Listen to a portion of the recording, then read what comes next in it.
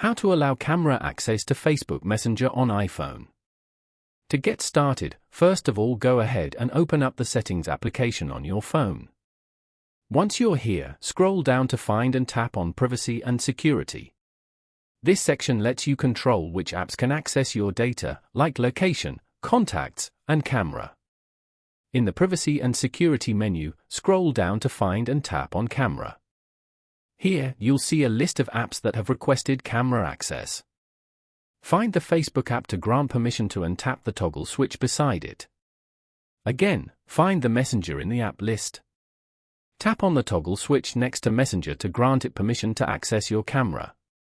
When the switch turns green, it indicates that the app now has access to your camera. Following these steps, you can easily allow camera access to Facebook Messenger on an iPhone. Thank you for watching. Please leave a like if this tutorial helped you, or leave a comment below if you have any questions related to the video.